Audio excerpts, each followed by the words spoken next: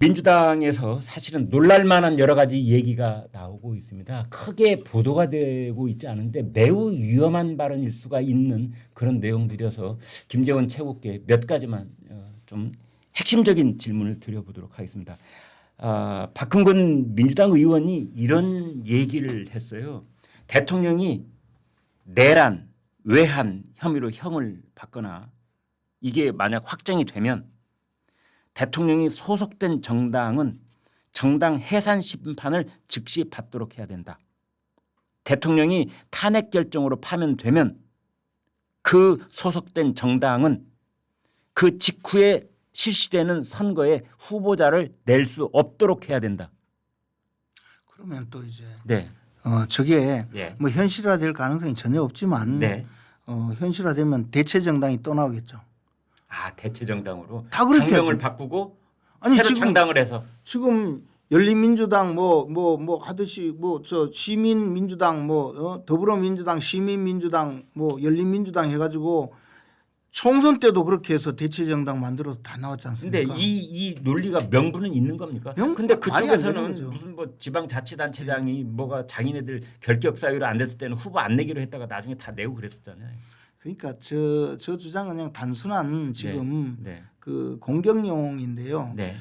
저런 것이 저는 최근에 갑자기 네. 윤석열 대통령 석방되고 난 다음에 벌어지고 있는 현상이거든요. 네.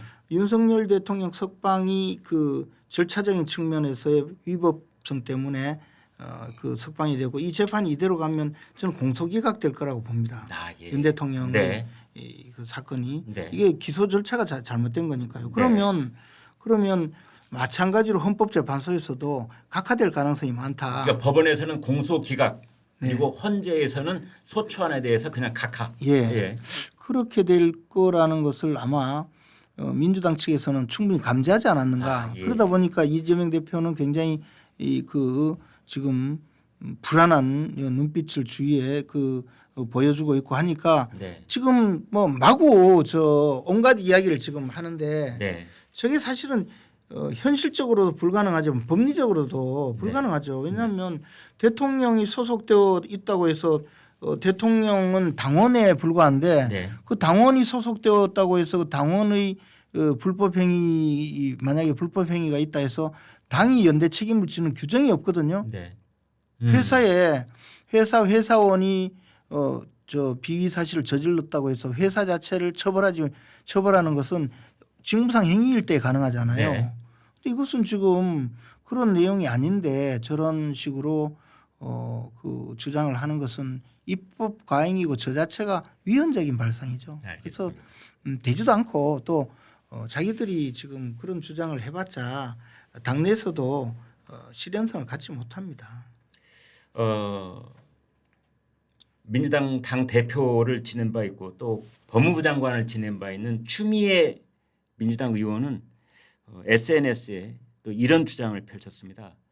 국회가 탄핵 소추안을 발의를 해서 그게 가결이 되면 국회가 강제 수사권을 갖도록 하는 법안을 만들자. 예를 들어서 지금까지는 탄핵 소추안이 이제 통과가 되면은 법사위가 뭐 증인을 부른다든지 참고인을 불러서 이렇게 소환 신문을 하는 뭐 그런 것들은 지금까지 있었습니다. 그런데 그렇게 하면 뭐 오라는 사람이 안 오기도 하고 또 뭐 영장을 청구하거나 뭐 이런 일도 못 하고 강제 수사관들을 보낼 수도 없고 이러니 앞으로 뭐 법을 고치든 뭘 특별법을 만들든 해서 이제 이 탄핵 소추가 일단 국회를 통과하면 그러면 그 다음부터는 국회가 강제 수사권을 갖도록 하자. 이러는데 본인들이 나중에 소수당 되면 어쩌려고 이러는 거죠. 아니 추미애 의원은 법무장관 때 그 많은 전행을 하다가 네. 윤석열 대통령을 탄생시켰는데 아직도 정신 못 차리고 저런 소리를 하고. 근데 제가 그 과거에 원내수석을 지내면서 예. 세월호 사건 당시 수습을 위해서 특별법 만드는데 여야 합의하고 나중에 세월호 그 유가족들하고도 전부 합의를 해서 특별법을 만들었거든요. 네. 근데 우리나라의 좌파들은요 이런 일이 있으면 늘 자신들이 수사권과 기소권을 갖고 싶어해요. 예. 무조건 수사권 기소권을 달라는 거예요. 그때도 세월호 유가족들이 와서 요구한 것이 이제 민변이 거기에 붙어서 네. 민변 법률 대리인이 음. 그 주장을 했는데 그게 박주민 변호사였거든요. 네. 지금 그분이 박주민 의원이죠. 그분들이 들고 와서 처음부터 끝까지 요구한 것이 민변에서 요구한 것이 수사권 기소권이거든요. 근데 이제 아마 추미애 의원도 네. 또 그 병이 도진 거예요. 음. 근데 수사권과 기소권을 헌법 바꿔야 되는 문제 아닙니까? 그거? 그렇습니다. 그래서 원래 수사권과 기소권을 갖고 있던 게 원님이에요. 원님. 아 원님 재판할 듯이. 네. 그래서 이제 원님이 옛날에 재판을 하면 어떻게 하냐면 그냥 꿈에 누구 보고 네. 꿈에 처녀 귀신이 나타나 가지고 내가 억울하다 하고 누구 범인이다 하면 잡아 가지고 네. 일단 어미 문초하라 이래 막 때리잖아요. 네가 네 죄를 알렸다. 제 죄를 알렸다. 그래가지고 때리고 네. 말을 안 하면 계속 때리고 네. 나중에 막 찢이고 네. 그래서 자백하면 이놈 해서 네. 뭐 처형을 하든지 말든지 할 수 있는 것. 이게 뭐냐면 자 수사와 재판을 같이 하잖아요. 아. 그러면 수사를 한 사람이 재판을 하면 무죄가 없어요. 내가 수사를 했으니까. 그렇네요. 그러니까 아무리 억울해도 하소연 할 데가 없어요. 자기 수사의 정당성을 살리기 위해서 끝까지 네. 범행 자백을 받아내려고 하는. 그렇죠. 네. 그 수사가 실패했는데 아니면.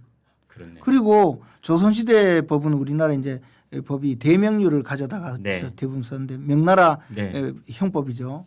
근데 거기에 보면 또 나무 송사에 관심을 갖고 기웃거리고 네. 도와준다 뭐 어쩐다 하는 사람 그 요즘 말하면 변호사예요. 그죠?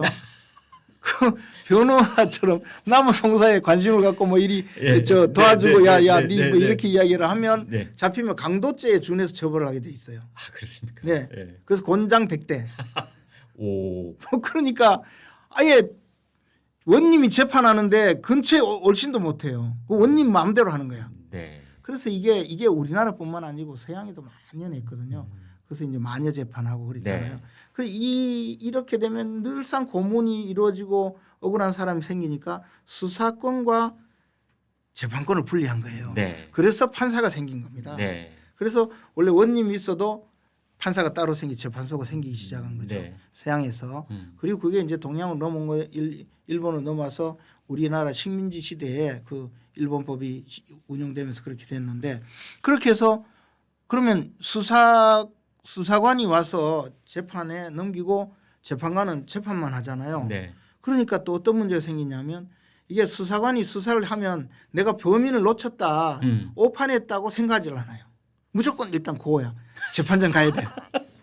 그러니까 검사라는 제도를 만들어서 수사한 것을 재판에 넘길지 안 넘길지 또는 네. 이 죄가 뭐 재판에 넘길 정도까지는 아니고 좀 그냥 훈방 할 수 있는 그런 정도도 있다. 뭐 이런 것을 판단하게 검사가 생긴 거예요.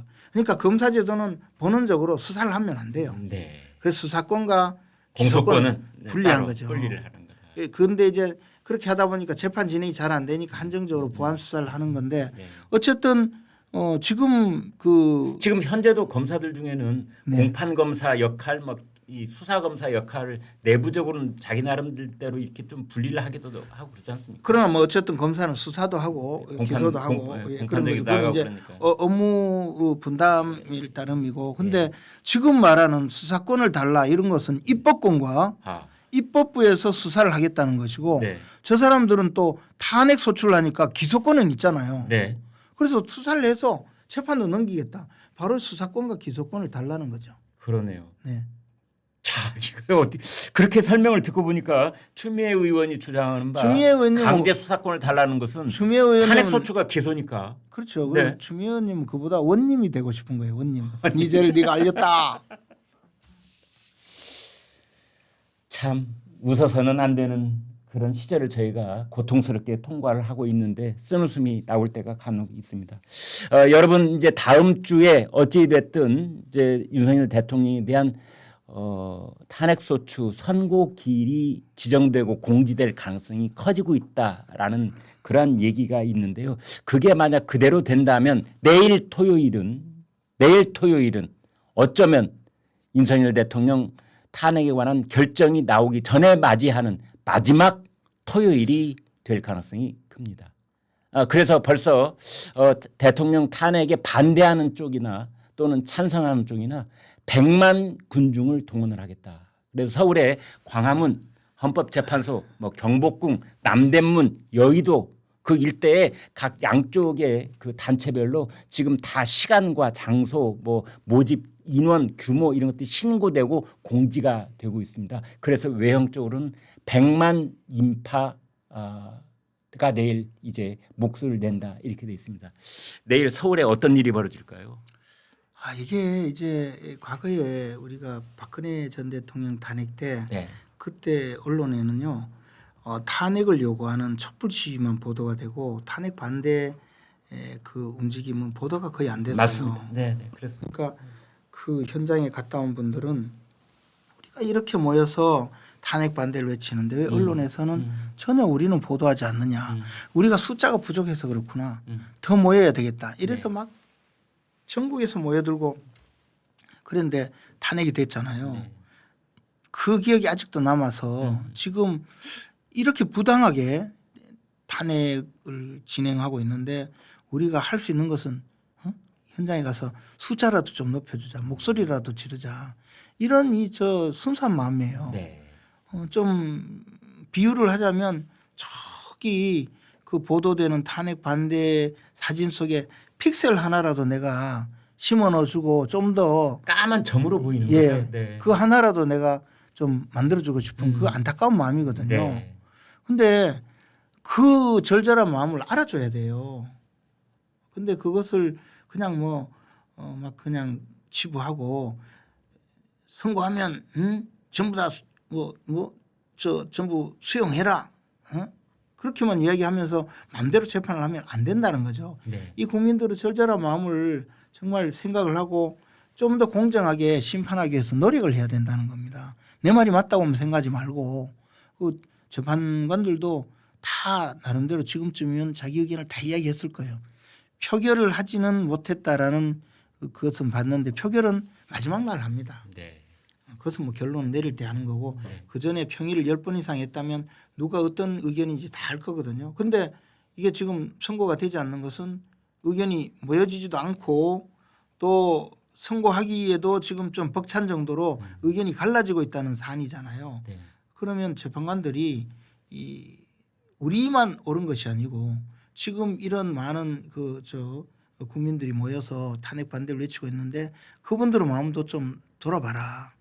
당신들이 그냥 법 논리만 가지고 당신들이 옳다는 생각만 가지고 판결하는 대상은 대한민국 국민이 선출한 대한민국 대통령이고 좀 실수를 하고 잘못을 했다 하더라도 과연 그것이 민주적으로 선출된 대한민국 대통령을 파면할 만큼 그렇게 중대한 일이냐 다시 한번 돌아보라는 거죠. 많은 국민들은 그런 것을 요구하고 있을 겁니다.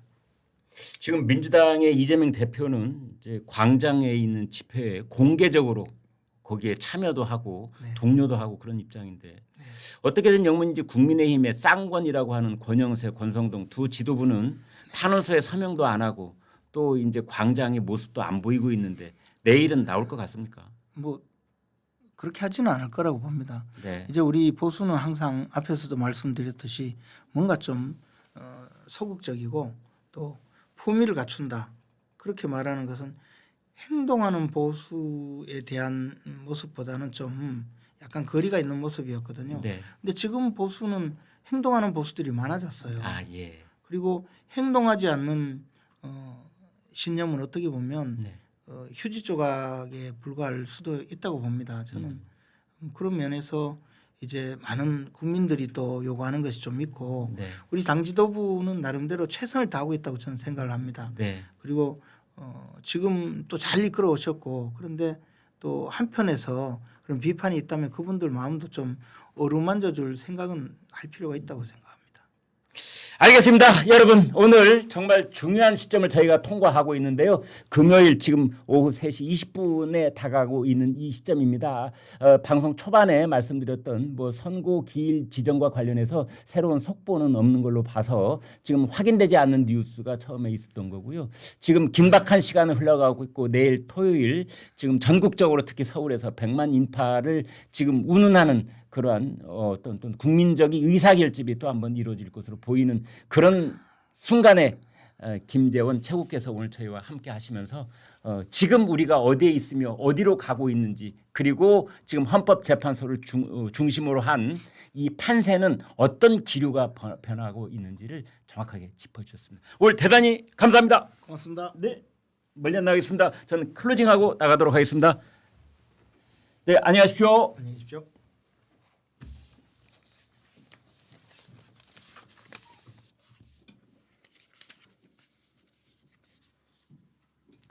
네, 여러분, 결과에 승복하라,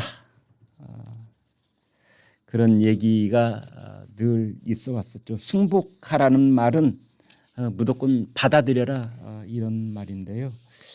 오늘 김재원 최고께서는 절차가 정당하지 못할 경우에는 그것을 아무리 말로 승복하라라고 압박을 해도, 또 설사 입으로는 승복한다고 말을 한다고 해도 그것이 진정한 승복이 될 수 있겠는지, 그 승복의 어떤 진정한 의미를 짚어 주셨습니다.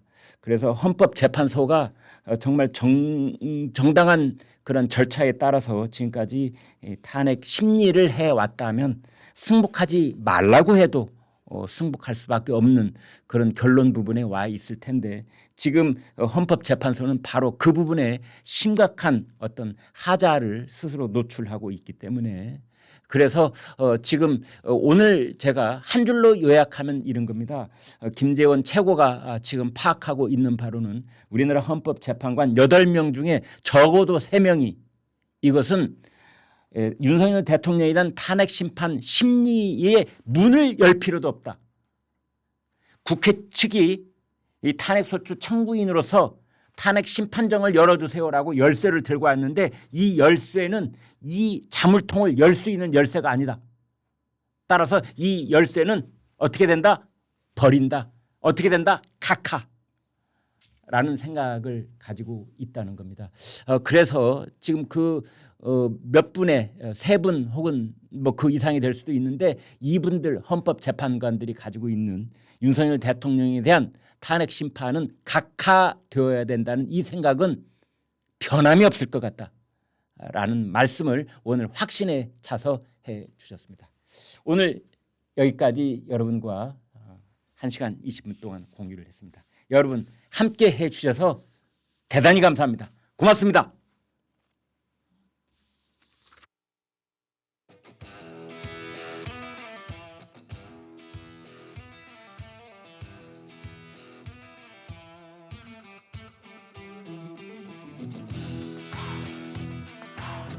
(2012년) 출시해 500만 병을 판매한 공전의 히트작, 매일 하루 한 병, 야생 산양산삼 한 뿌리분의 사포닌으로 활기찬 일상을 시작해보세요. 앰플병 한 병에 한 뿌리분의 사포닌을 담았습니다. 태백산맥 기운으로 자라난 야생 산양산삼, 더 산삼.